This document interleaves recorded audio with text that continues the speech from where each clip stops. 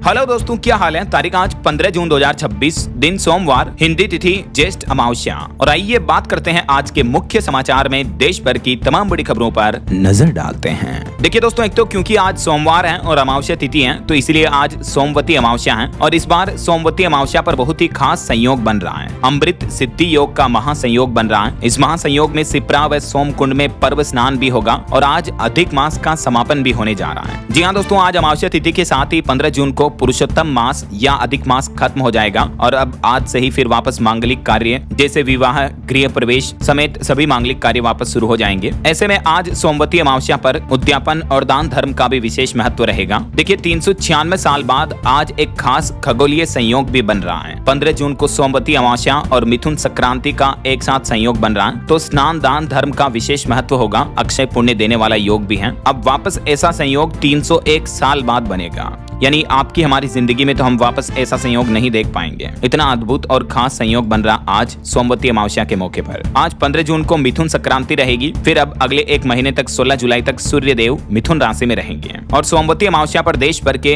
अलग अलग घाटों पर श्रद्धालु स्नान करेंगे, तो प्रशासन तैयारियों में जुट गया है। हरिद्वार में भी देखिए, आज सोमवती अमावस्या पर श्रद्धालुओं का जन सैलाब उमड़ेगा। अभी से ही ट्रैफिक जाम जैसे हालात देखने को मिल रहे हैं। और इस खास मौके पर रेलवे की तरफ से भी नई पहल की गई है। हरिद्वार जाने वाले श्रद्धालुओं के लिए खुशखबरी है। सोमवती अमावस्या पर रेलवे 4 स्पेशल ट्रेनें चलाएगा, जो कि इस रूट से होकर गुजरेगी। यूपी पंजाब वाले श्रद्धालुओं को भी राहत दी गई है। सोमवती अमावस्या पर यहाँ से भी विशेष ट्रेनें चलेगी, जो कि 15 से 18 जून तक संचालित होगी। ओके, और चलिए आगे बढ़ते हैं खबरों में। देखिए आप अगला अपडेट, नोएडा एयरपोर्ट से भी फ्लाइट उड़ान भरने के लिए तैयार है। आज 15 जून को उत्तर प्रदेश के जेवर में बने नोएडा अंतर्राष्ट्रीय हवाई अड्डे से कॉमर्शियल उड़ानों की शुरुआत होने जा रही है। जेवर एयरपोर्ट का यह पहला टिकट 172 लोगों के नाम काटा गया है। 15 जून को लखनऊ शहर के लिए भी उड़ान भरी जाएगी। इंडिगो एयरलाइंस अपनी पहली उड़ान यहां से शुरू करने जा रही है और ये उत्तर प्रदेश को देश के सबसे बड़े एविएशन और लॉजिस्टिक हब के रूप में स्थापित करेगा, जिससे यूपी की कनेक्टिविटी और आर्थिक विकास को बढ़ावा मिलेगा। आज के कुछ और बड़े इवेंट देखिए दोस्तों, केंद्र सरकार बिहार के गया में आज 15 जून को एमएसएमई टेक्नोलॉजी सेंटर की भी आधारशिला रखेगी। वहीं बिहार के भोजपुर में आज 15 जून को मुख्यमंत्री सम्राट चौधरी का कार्यक्रम होगा, जिसके चलते यातायात व्यवस्थाएं भी बदली हुई रहेगी। भोजपुर आएंगे सीएम और यहाँ मसाड़ में 31 करोड़ की एक्वा पार्क परियोजना का भी शिलान्यास करेंगे। हरियाणा में 15 जून से आज से ही एसआईआर अभियान की शुरुआत होने जा रही है। बीएलओ घर घर जाकर लोगों से कुछ महत्वपूर्ण जानकारियां लेंगे। क्या क्या जानकारियां आपसे पूछी जाएगी इस एसआईआर अभियान के दौरान, जिनके डिटेल्स भी आप देख सकते हैं स्क्रीन पर। सरकार की तरफ से ये गाइडलाइंस जारी की गई है। एसआईआर अभियान में ये जानकारियां आपको बीएलओ को देनी होगी, ठीक है। वहीं उत्तर प्रदेश में बिजली विभाग के साथ आज मुख्यमंत्री योगी आदित्यनाथ की बैठक होने जा रही है। 10% बिजली बिल के अधिभार पर भी आज फैसला हो सकता है। और यूपी के 2 जिलों में खाद बुकिंग के लिए भी नया मोबाइल ऐप लॉन्च किया गया, तो किसानों को इससे फायदा मिलेगा। रामपुर सीतापुर के किसानों को आज 15 जून से ही डीएपी, एनपीके और उर्वरक framework for fertiliser sale mobile app के माध्यम से बुकिंग करने पर ही मिलेंगे। इसकी शुरुआत पायलट प्रोजेक्ट के रूप में की जा रही। धीरे धीरे यूपी के सभी जिलों में अब किसानों के उर्वरक खरीद को लेकर ये तकनीकी सिस्टम शुरू किया जाएगा। वहीं खबर है, 15 जून को मनाया जाएगा कैंची धाम स्थापना दिवस। श्रद्धालुओं के लिए भी जरूरी इंतजाम किए गए हैं और उत्तराखंड नैनीताल जिले में स्थित ये धाम के लिए प्रशासन ने गाइडलाइंस भी जारी की है। वहीं देखिए, राजधानी दिल्ली में भी अब सप्ताह में एक दिन बंद रहेंगे पिंक सहेली स्मार्ट कार्ड केंद्र। आज 15 जून से नई व्यवस्था लागू होने जा रही है, जिसके तहत अब हर सोमवार को साप्ताहिक छुट्टी रहेगी है पिंक सहेली स्मार्ट कार्ड केंद्रों पर कर्मचारियों के लिए। ऐसा संडे को नहीं बल्कि मंडे को छुट्टी रहेगी। और हिमाचल प्रदेश में लाखों राशन कार्ड उपभोक्ताओं को सरकार ने बड़ी राहत दी है। अब 15 जून के बाद मिलेगा सरसों का तेल। हिमाचल सरकार का कहना है कि राशन कार्ड उपभोक्ताओं के लिए आज से ही वापस ये तेल की सप्लाई शुरू कर दी जाएगी। वहीं देखिए, मौसम विभाग की तरफ से चेतावनी दी गई। अगले 21 घंटों के दौरान देश के 17 राज्यों में भारी बारिश, आंधी तूफान का अलर्ट है। 80 किलोमीटर की स्पीड से तूफानी हवाएं भी चलेगी। तो आगे मैं आपको बताऊंगा और भी पूरे मौसम समाचार विस्तार से। फिलहाल आगे बढ़ते हैं खबरों में। देखिए आप अगली खबर, भारत के प्रधानमंत्री नरेंद्र मोदी फ्रांस पहुंचे। यहाँ भारतीय समुदाय के लोगों ने उनका स्वागत किया।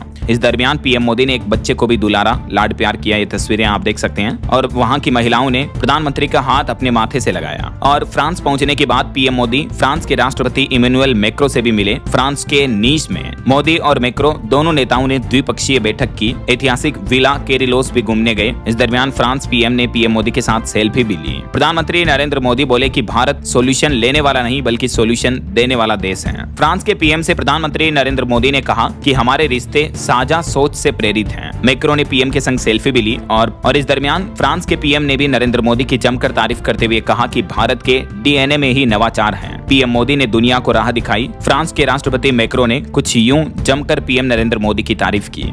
और फ्रांस के निम्स में पीएम मोदी और मैक्रो दोनों ने मिलकर भारत इनोवेट्स 2026 समिट का उद्घाटन भी किया। तो ये कुछ मोमेंट्स देखने को मिले पीएम मोदी के फ्रांस दौरे के दौरान। चलिए अगली बड़ी खबर देखिए, ओमान तट के पास डूबा भारत के झंडे वाला जहाज विराट 1। तो यूएस यानी अमेरिका ने तुरंत मदद पहुंचाई और अच्छी बात यह रही कि इस जहाज पर मौजूद सभी 14 भारतीय सुरक्षित रहे। ओमान के रास अल हद तट से करीब 80 नॉटिकल मील दूर ये भारतीय जहाज के डूबने की सूचना मिली तो तुरंत अमेरिका ने मदद की है। और अभी अमेरिका इजराइल ईरान जंग पर भी लेटेस्ट अपडेट आ रहा। डोनाल्ड ट्रंप बोले कि इजरायली हमले से ईरान डील कुछ घंटे टली है, वरना अभी तक तो समझौता हो जाना चाहिए था, लेकिन अब थोड़ी देर बाद होगा। कुल मिलाकर ट्रंप यही कह रहे हैं कि जल्द ही अमेरिका और ईरान के बीच जंग रोकने को लेकर समझौता हो जाएगा। ट्रंप ने तो ये भी कहा कि ईरान अब परमाणु हथियार नहीं बनाएगा, हॉर्मुज रूट भी खोल देगा। अमेरिका के समझौता ड्राफ्ट पर ईरान सहमत हो चुका है और जवाब में अमेरिका भी ईरानी तेल से लगी पाबंदियां हटा देगा। तो ये तो एक्चुअली क्या है कि ट्रंप की बयानबाजी आ रही है, हालांकि अभी तक भी ईरान की तरफ से ऐसा कोई भी स्टेटमेंट देखने को नहीं मिला कि दोनों देशों के बीच समझौता होने जा रहा है ऐसा। चलिए अगली खबर देखिए दोस्तों, अब हमारी भारतीय सेना के जवानों की वर्दी नई होगी और पहचान भी नई होगी। इंडियन आर्मी ने अपनाई बंदी जैकेट। ब्रिटिश परंपरा को छोड़ते हुए भारतीय सेना के जवानों के लिए टेटू, मूंछों और हेयर कट को लेकर भी अब कुछ सख्त नियम लागू होने जा रहे हैं। केंद्र सरकार द्वारा जारी नए आर्मी यूनिफॉर्म्स 2026 में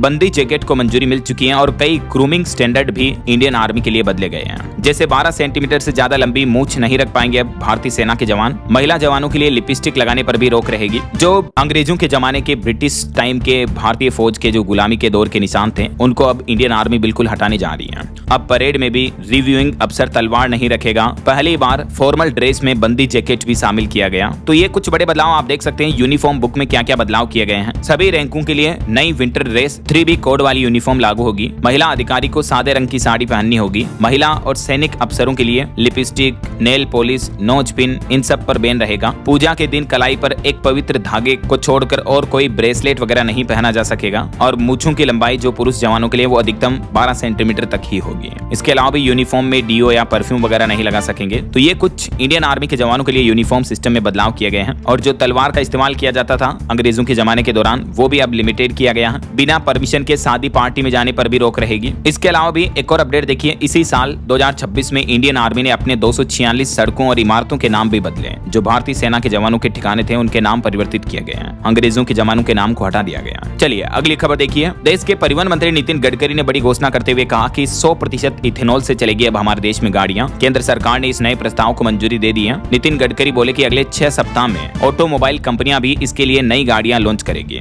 और इस 100% इथेनॉल से एक तो प्रदूषण भी घटेगा और पेट्रोल का खर्च भी घटेगा। नितिन गडकरी का कहना है कि अब टोयोटा, सुजुकी, एमजी, हुंडई समेत जो भी कार कंपनियां हैं वो अगले 6 सप्ताह के अंदर इस तरह के नए 100% इथेनॉल से चलने वाले इंजन बनाएगी और इस तरह की कारें मार्केट में लाएगी ऐसा। चलिए दोस्तों, टेक जगत से बड़ी खबर देखिए, इलॉन मस्क की न्यूरालिंक से भी आगे निकला चीन। दुनिया की पहली कॉमर्शियल ब्रेन चिप NEO को चाइना ने मंजूरी दे दी है क्योंकि इसका क्लिनिकल ट्रायल भी सफल रहा। चीन के BCI यानी ब्रेन कंप्यूटर इंटरफेस टेक्नोलॉजी को कॉमर्शियल बनाने की रेस में इलॉन मस्क की कंपनी न्यूरालिंक भी पीछे छूट गई है और चाइना ने दुनिया की ये पहली कॉमर्शियल चिप को मंजूरी दे दी है जो कि इंसानों के ब्रेन में इंस्टॉल हो पाएगी। इस चिप से एक तो लकवाग्रस्त मरीजों को बातचीत करने में मदद मिलेगी। मशीनों के माध्यम से जो लोग बोल नहीं पाते हैं वो भी बातचीत कर पाएंगे, इंटरेक्ट कर पाएंगे। 36 मरीजों पर इसकी टेस्टिंग सफल रही और भी कई गंभीर बीमारियों में इस चिप का फायदा काफी ज्यादा देखने को मिलेगा। हालांकि इससे प्राइवेसी और हैकिंग का खतरा भी बढ़ रहा है, तो अब इसको लेकर भी सिक्योरिटी पर टेस्टिंग चल रही है। चलिए दोस्तों, अगला अपडेट देखिए, खाद्य विभाग की तरफ से बड़ी कार्रवाई की गई। भ्रामक दावे करने पर इमामी समेत 8 कंपनियों को नोटिस दिया।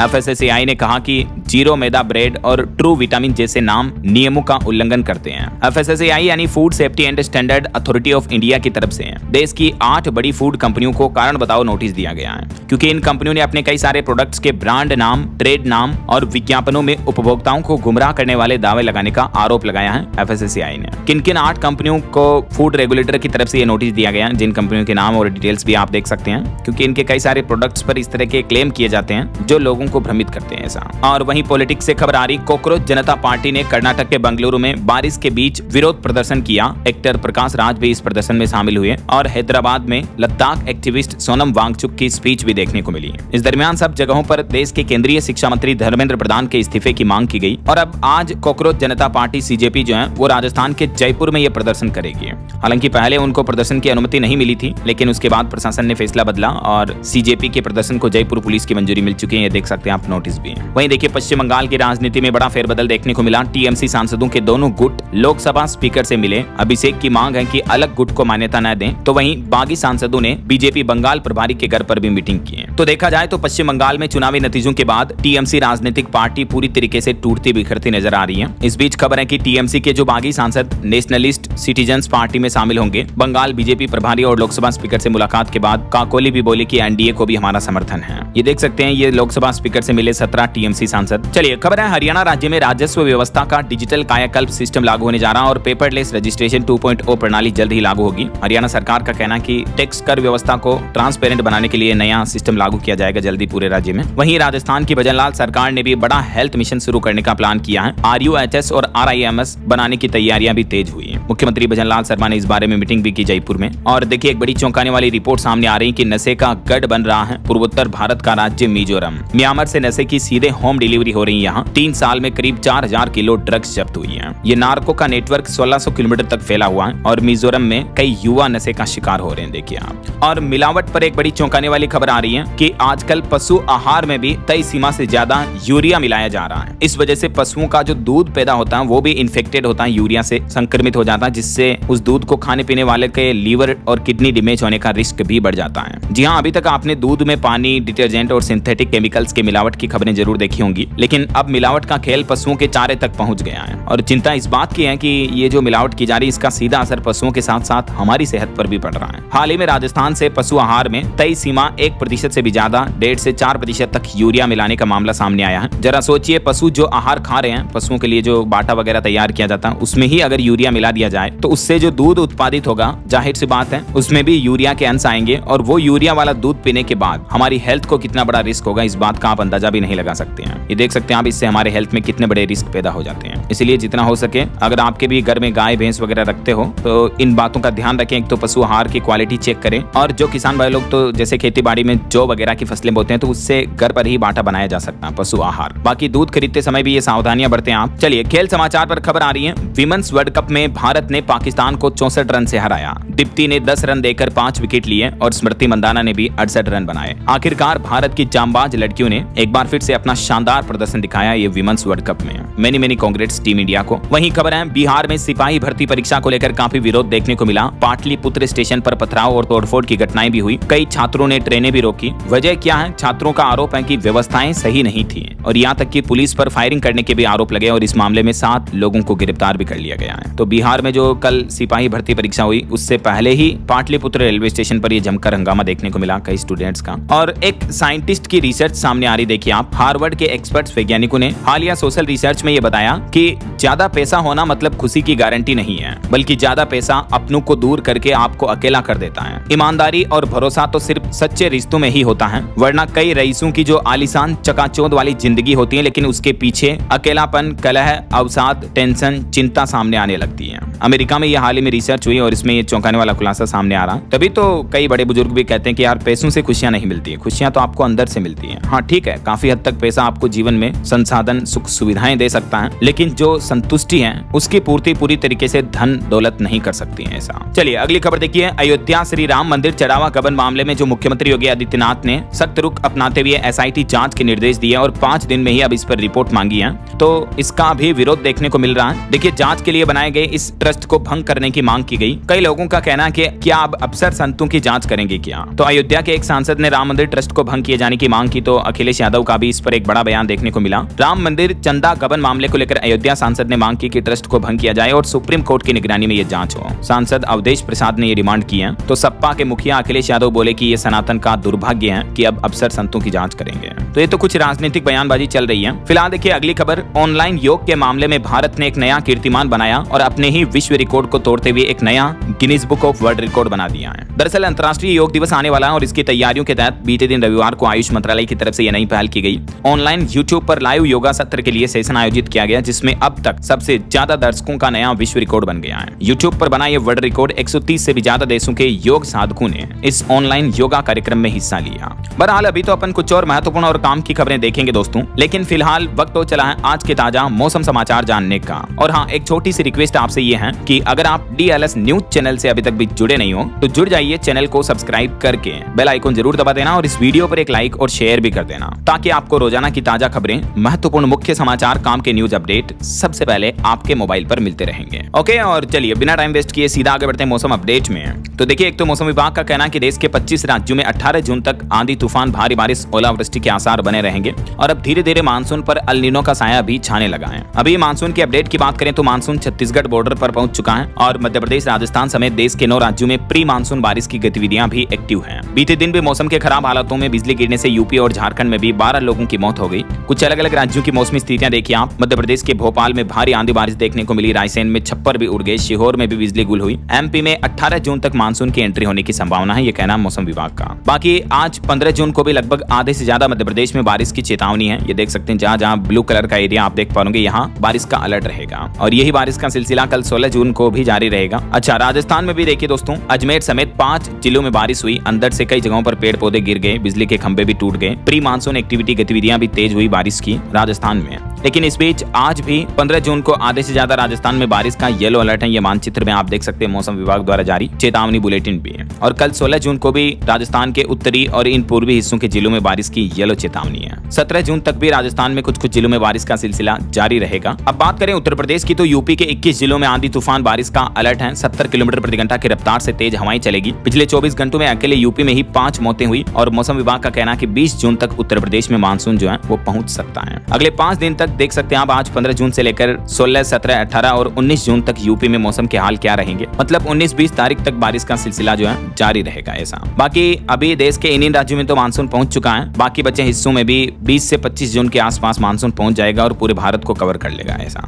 अच्छा, अब देखिए, बिहार के भी 12 जिलों में आज आंधी बारिश का येलो अलर्ट है। 60 किलोमीटर प्रति घंटा की रफ्तार से तेज हवाएं भी चलेगी और आकाशीय बिजली गिरने की भी आशंका है। बिहार के भी इन 12 जिलों में बारिश की चेतावनी है। बीते दिन भी कई जिलों में इतनी बारिश देखने को मिली कि सड़कों पर भी पानी भर गया है, देख सकते हैं आप तूफानी घटनाओं की तस्वीरें भी। वहीं छत्तीसगढ़ में भी गरज चमक के साथ बारिश का अलर्ट है। रायपुर में आंधी की चेतावनी, 40 से 50 किलोमीटर प्रति घंटा की रफ्तार से हवाएं चलने की भी संभावना रहेगी। हरियाणा में भी बारिश की वजह से तापमान में 5 डिग्री तक की गिरावट देखने को मिली। 3 जिलों में आज बारिश की संभावना है और 17 जून तक मौसम जो है वो बदला रहेगा। पहाड़ी राज्यों की बात करें तो उत्तराखंड के पहाड़ों में बारिश की संभावना है। तेज हवाओं के साथ बिजली गिरेगी। अगले 3-4 दिनों में 4 डिग्री तक तापमान बढ़ेगा। और झारखंड में भी देखिए मौसम का कहर, आकाशीय बिजली गिरने से 24 घंटे में 8 लोगों की मौत हो गई। 3 महिलाओं समेत 2 तो बच्चे भी इसमें शामिल हैं। बाकी अगले 3-4 दिन तक 19 जून तक किन किन राज्यों में जो बारिश के आसार बने रहेंगे देख सकते हैं आप, मौसम विभाग द्वारा जारी चेतावनी का बुलेटिन भी। अच्छा, वैसे दोस्तों, आप कौन से राज्य में, कौन से जिले में रहते हैं और आपके यहाँ अभी मौसम की स्थितियां कैसी चल रही है? मतलब बारिश वगैरह हो रही है या गर्मी पड़ रही है? कमेंट करके बताओ तो मुझे नीचे। चलिए फिलहाल आगे बढ़ते हैं खबरों में। देखिए आप कुछ मार्केट अपडेट्स पर नजर डाल लेते हैं। तो देखिए, बीते सप्ताह भर में भारत की टॉप 10 कंपनियों में से 8 की वैल्यू 1,90,000 करोड़ रुपए तक बढ़ी है, जिसमें ICICI बैंक टॉप गेनर रहा।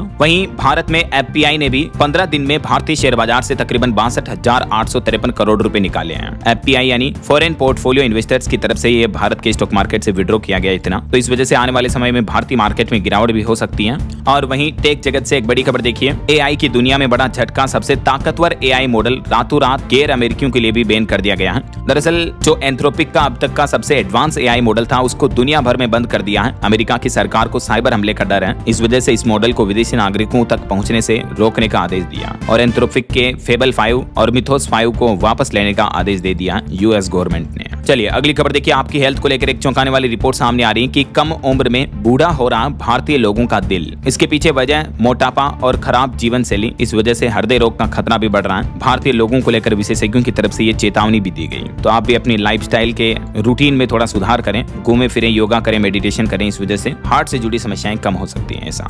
और टेक न्यूज से खबर है, अब यूट्यूब ऐप के अंदर ही कर सकेंगे आप चैटिंग। यूट्यूब कंपनी ने 40 देशों में नया वीडियो शेयरिंग और मैसेजिंग फीचर रोल आउट और टेस्टिंग करना शुरू कर दिया है। तो यूट्यूब पर अब अपने यूजर्स को सोशल मीडिया की तरह एक्सपीरियंस मिलेगा। अब यूजर्स को अपने पसंदीदा वीडियो, शॉर्ट्स या स्ट्रीमिंग वगैरह शेयर करने पर व्हाट्सएप पर जाने की जरूरत नहीं पड़ेगी। जैसे आप इंस्टाग्राम में रील्स वगैरह शेयर करते हो ना, वैसे ही यूट्यूब में भी आपको चैटिंग वगैरह का फीचर मिलेगा और इंस्टेंट शेयर हो जाएगा अपने दोस्तों के साथ प्रोफाइल पर ऐसा। तो फिलहाल इटली, सिंगापुर, ब्रिटेन समेत 40 देशों में इसका ट्रायल शुरू कर दिया है यूट्यूब ने। और कुछ बड़े हादसों और दुर्घटनाओं की खबरें देखिए दोस्तों। मध्य प्रदेश के मुरैना में एक बड़ा रेल हादसा हो गया। ट्रेन में आग लगने की अफवाह फैला दी किसी ने, तो फिर डर के मारे लोग बाग कूदने लगे और इस घटना में 4 यात्रियों की मौत हो गई। क्योंकि वो यात्री जैसे ही ट्रेन से नीचे कूदे दूसरी पटरी पर तो दूसरी ओर से आ रही ट्रेन के चपेट में आ गई वो और उनकी जान चली गई। वहीं खबर है महाराष्ट्र में भी एक पिकअप कुएं में गिर गई जिसमें 8 लोगों की मौत हो गई। टोटल इसमें 15 लोग सवार थे। महाराष्ट्र के सोलापुर जिले में यह बड़ा हादसा हुआ। और राजधानी दिल्ली में जो हाल ही में तुगलकाबाद का हादसा हुआ था उसमें भी अब खुलासा सामने आ रहा कि पैसों के विवाद में आग लगाई गई।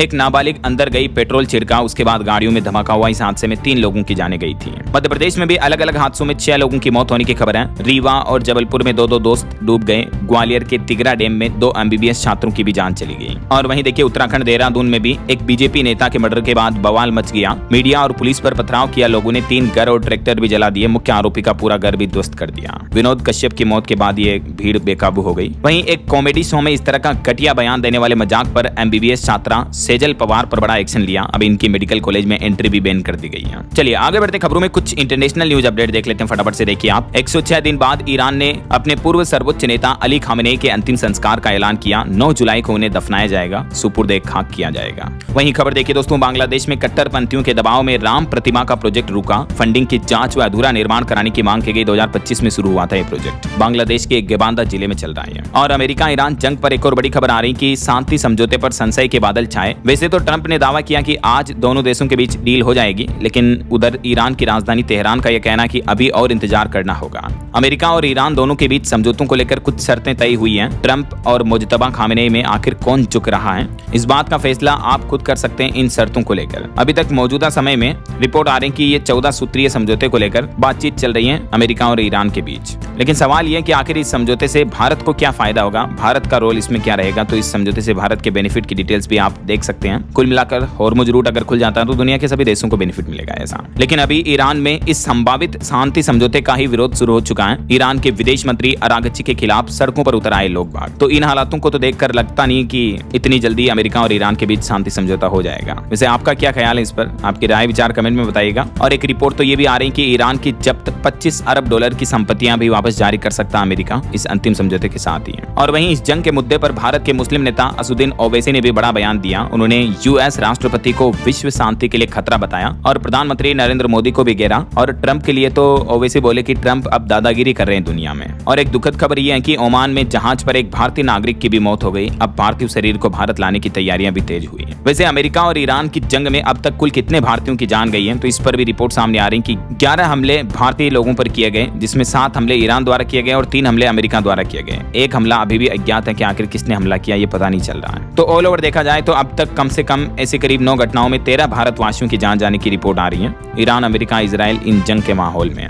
और अगली बड़ी अंतर्राष्ट्रीय खबर देखिए, कांगो में इबोला वायरस के कहर के मामले बढ़कर 710 हुए। अब तक 149 लोगों की मौत हो चुकी है। और इन बढ़ते गंभीर खतरों को देखते हुए कांगो सरकार तो अब लॉकडाउन लगाने का भी प्लान कर रही है। और एक बड़ी अंतर्राष्ट्रीय दुर्घटना देखिए, ब्राजील में 2 हेलीकॉप्टर आपस में हवा में टकराए। इस घटना में 6 लोगों की मौत हो गई। पार्किंग में गिरने की वजह से 20 गाड़ियां भी जल गई, क्योंकि हेलीकॉप्टर का जो एक्सीडेंट हुआ उसका मलबा एक पार्किंग लॉट में गिर गया। चलिए आगे बढ़ते खबरों में देखिए आप अगली खबर। बिहार में खरीफ महाअभियान 2026 का आगाज किया। सम्राट चौधरी सरकार ने दिखाई किसान जागरूकता वाहनों को हरी झंडी। इन वाहनों के माध्यम से किसानों से जुड़ी सरकारी योजनाओं, तकनीक और अनुदान की जानकारी गांव-गांव पहुंचाई जाएगी। ये बिहार सरकार का नया प्लान है। वहीं बिहार में अब मकान का नक्शा पास कराना भी आसान होगा। सेल्फ सर्टिफिकेशन से तुरंत मंजूरी मिल जाएगी। बिहार सरकार की तरफ से ये भी नया मसौदा तैयार किया गया। और सम्राट चौधरी सरकार ने एक और बड़ा फैसला लिया। बिहार में अब सभी प्रखंडों में लगेंगे जन कल्याण शिविर भी, जहां आम जन की समस्याओं का निपटारा किया जाएगा। अब सभी पंचायत और नगर पंचायत के साथ साथ 534 प्रखंडों में भी ये शिविर आयोजित किए जाएंगे। इन शिविरों में किन किन समस्याओं का समाधान होगा, इस बाबत डिटेल्स भी आप देख सकते हैं। और खबर है दोस्तों, बिहार के पर्यटन स्थलों की भी सैर अब आसान होगी। सम्राट सरकार देगी हेलीकॉप्टर सेवा पर भी छूट। टूरिज्म को बढ़ावा देने के लिए नया प्लान है बिहार सरकार का। ओके, और अगली खबर देखिए, पश्चिम बंगाल की शुभेंदु सरकार ने बड़ा फैसला लिया है। स्कूलों से तुरंत हटेंगे पढ़ाई में बाधा बन रहे केंद्रीय बल। जिला प्रशासन को इस बारे में निर्देश भी जारी कर दिया है। वहीं दिल्ली पुलिस की नई पहल, अब हर शनिवार को लगेगा थाना दिवस जन सुनवाई अभियान। ऑन द स्पॉट लोगों की जन समस्या का समाधान होगा इस सुनवाई अभियान के माध्यम से। और वहीं देखिए, केंद्र सरकार के 12 साल पूरे होने के मौके पर रिपोर्ट आ रही कि स्वामित्व योजना के मामले में दूसरे चरण में गुजरात राज्य नंबर 1 बना। देश के आधे से ज्यादा स्वामित्व कार्ड तो गुजरात में बने हैं, ये देख सकते हैं आप डेटा भी। वहीं खबर है, असम राज्य में अब नई आबकारी नीति लागू हो चुकी है, जिसके तहत हेरिटेज शराब को बढ़ावा दिया जाएगा और स्थानांतरण के लिए भी सरकारी अनुमति जरूरी होगी। असम के मुख्यमंत्री हेमंत बिश्व शर्मा की तरफ से इस बारे में नए निर्देश, नए नियम भी अधिसूचित किए गए हैं, देख सकते हैं आप डिटेल्स। और वैसे अभी एक दिन पहले असम सरकार ने यह भी बड़ा फैसला लिया कि 18 साल से ऊपर के लोगों का अब आधार कार्ड नहीं बनाया जाएगा। मैंने आपको बताई थी डिटेल्स भी। वहीं देखिए जम्मू कश्मीर में श्रद्धालुओं को बड़ी सौगात मिली। शिवखोड़ी में विकास कार्यों की रफ्तार तेज हुई। जल्द ही यहां भी शुरू होगी हेलीकॉप्टर सेवा। छत्तीसगढ़ के मुख्यमंत्री ने 295 करोड़ के 341 विकास कार्यों की सौगात दी। मुख्यमंत्री विष्णुदेव साय ने भूमि पूजन और लोकार्पण किया जांजगीर चांपा में। वहीं मध्य प्रदेश सरकार ने भी लाडली बहन योजना की 37वीं किस्त जारी की। 1.25 करोड़ महिलाओं के खातों में पहुंचे 1500 रुपए। और खबर है हरियाणा गुरुग्राम बनेगा ग्लोबल कैपेबिलिटी कैपिटल। हरियाणा सरकार ने मंजूरी दी। रोजगार, रिसर्च और निवेश को बढ़ावा मिलेगा। हरियाणा सरकार की तरफ से यह नई नीति 2026 को फाइनल मंजूरी मिल चुकी है। और भारत के वैज्ञानिक की एक अनोखी खोज देखिए। कैंसर और मस्तिष्क रोगों की पहचान अब आसान होगी। कारगर है 3D इमेजिंग तकनीक। एआई आधारित उपचार को भी बढ़ावा मिलेगा। दरअसल यूपी मेरठ के वैज्ञानिक राजू तोमर ने ये एक नई 3D माइक्रोस्कोपिक तकनीक विकसित की है जो कम लागत में कैंसर और मस्तिष्क रोगों की उच्च रिजोल्यूशन पहचान को आसान बनाएगी। देखिए भारतीय वैज्ञानिक का कमाल। वहीं खबर है बिहार सरकार ने रिपोर्ट में बताया कि अब तक 95 लाख से भी ज्यादा पेंशनधारियों ने अपना जीवन प्रमाण पत्र सबमिट कर दिया है। लेकिन जिन लोगों ने अभी तक भी लाइफ सर्टिफिकेट जमा नहीं करवाए तो अपनी पेंशन जारी रखने के लिए आप जल्द ही सबमिट करवा दें। और उत्तराखंड की चारधाम यात्रा पर अपडेट आ रहा। जून के दूसरे सप्ताह में केदारनाथ धाम में श्रद्धालुओं की संख्या घटकर लगभग आधी रह गई, 50% कम हो गई है। अब तक इस सीजन में 12 लाख लोग बाबा केदारनाथ के दर्शन कर चुके हैं। और सुप्रीम कोर्ट का एक बड़ा फैसला देखिए। बाल पीड़ितों को रूटीन मनोवैज्ञानिक परीक्षण से बचाएं। इस बारे में दिशा निर्देश भी जारी किए हैं सुप्रीम कोर्ट ने।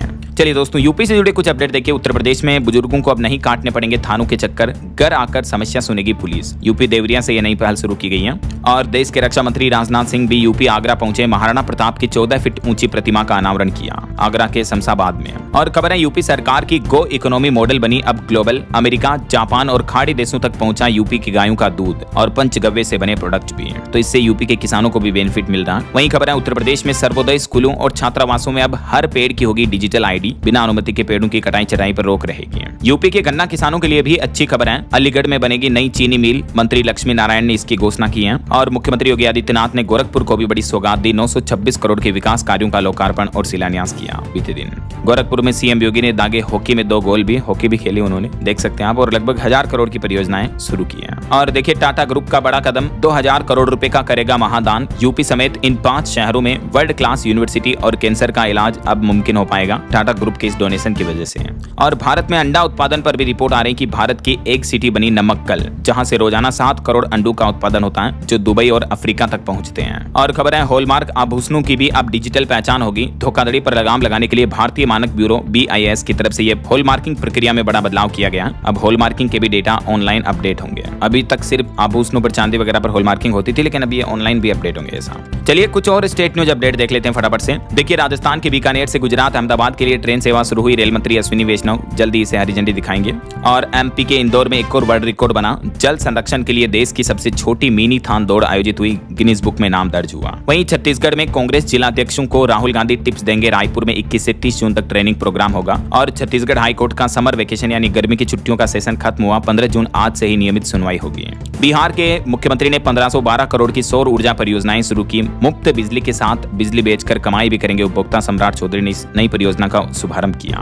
और इसके अलावा बिहार में किसानों के लिए भी खरीफ महाअभियान की शुरुआत हुई है। मैंने आपको बताया था अपडेट। वहीं देखिए यमुना सफाई का अभियान शुरू किया। दिल्ली की मुख्यमंत्री रेखा गुप्ता ने खुद भी यमुना की सफाई की। अब ये मत कहना कि ये तो सिर्फ रील बनाने के लिए सफाई की है, वीडियो बनाने के लिए। अभी दिल्ली सरकार 28 घाटों पर ये एक साथ मेगा क्लीनिंग ड्राइव अभियान चला रही है, जिसके तहत यमुना नदी की सफाई करने खुद मुख्यमंत्री भी पहुंची। वहीं खबर है दिल्ली के पूट खुर्द में 10 करोड़ की परियोजनाओं का शुभारंभ किया गया। और हरियाणा में आज से SIR प्रक्रिया शुरू हो रही है। तो मैंने आपको बताया अपडेट है ना। चलिए कुछ एजुकेशनल अपडेट्स देख लेते हैं फटाफट से। देखिए हिमाचल प्रदेश के CBSE स्कूलों में नया प्रोग्राम शुरू किया जा रहा है, जिसके तहत पाठ्य पुस्तकों का सिलेबस पढ़ाने के बजाय अब कमियां दूर करेंगे मैथ व इंग्लिश के टीचर। इस तरह का नया प्रयोग एक्सपेरिमेंट किया जा रहा है ऐसा। और कुछ गवर्नमेंट जॉब्स के अपडेट देखिए। इस सप्ताह गुजरात में 12वीं पास के लिए 8,917 वैकेंसियां निकली हैं। पंजाब में 10वीं पास की 6,500 के लगभग वैकेंसी हैं। इस सप्ताह टोटल 18,500 के लगभग नौकरियां निकली हैं। और मैं आपको जब भी ये गवर्नमेंट जॉब्स आती हैं तो तुरंत अपडेट बता ही देता हूँ। डेली के डेली एजुकेशनल अपडेट्स में DLS न्यूज चैनल के माध्यम से आपको भी पता होगा। तभी तो कहता हूँ आपको कि रोजाना देखा करो। वही खबर है NIOS का 10th का रिजल्ट आ चुका है, लेकिन रिजल्ट इस बार काफी कम रहा। कुल 66% पास हुए हैं। वहीं CBSE का अपडेट आ रहा। RTI मामले में CBSE सख्त हुआ। CBSE को उत्तर पुस्तिका खरीद टेंडर का खुलासा करने का भी आदेश दिया केंद्रीय सूचना आयोग ने। और केवीएस में पढ़ने वाले स्टूडेंट के लिए अपडेट है, अब कक्षा 6वीं और 9वीं के लिए संस्कृत का एक सेक्शन लेना अनिवार्य होगा। न्यू एजुकेशन पॉलिसी 2020 के तहत लागू होगा तीसरी भाषा का विकल्प। केंद्रीय विद्यालय संगठन केवीएस की तरफ से बड़ा बदलाव किया गया है। और खबर है, राहुल गांधी के जन्मदिन पर कांग्रेस महारोजगार मेला आयोजित करने जा रही। 19 जून को ताल कटोरा स्टेडियम में जुटेगी 150 से ज्यादा कंपनियां और रोजगार मेले के तहत युवाओं को नौकरी पाने का मौका होगा। ओके, और अंत में दोस्तों आज के राशिफल पर नजर डाल लेते हैं। देखिए, इनकम के लिहाज से मिथुन और सिंह राशि वालों के लिए आज का दिन अच्छा रहेगा और धनु राशि वालों को भी मनचाहा ट्रांसफर मिल सकता है। और भी कुछ अलग अलग राशियों का राशिफल आप देख सकते हैं स्क्रीन पर। और हाँ दोस्तों, आप मुझे कमेंट करके बताइए कि जो अभी भारत की वर्तमान राजधानी है दिल्ली, वो भारत की राजधानी कैपिटल ऑफ इंडिया कब बनी, किस सन में बनी? कमेंट करके बताइए। एबीसीडी 4 ऑप्शन बताता हूं आपको। सही जवाब देने वाले लोगों को रैंडमली सेलेक्ट होने पर डीएलएस न्यूज टीम की तरफ से शानदार सरप्राइज गिफ्ट जीतने का मौका मिलेगा। और इसी के साथ ही अगर आपको वीडियो अच्छा लगा तो इसे लाइक करना, शेयर भी करना, डीएलएस न्यूज चैनल को सब्सक्राइब करके बेल आइकन जरूर दबा देना रोजाना ऐसी इंफॉर्मेटिव जानकारियां, महत्वपूर्ण समाचार देखते रहने के लिए। ओके, ख्याल रखिएगा अपने आप का, अपने परिवार का। मिलेंगे अगले नेक्स्ट अपडेट में, तब तक के लिए जय हिंद, जय भारत, वंदे मातरम।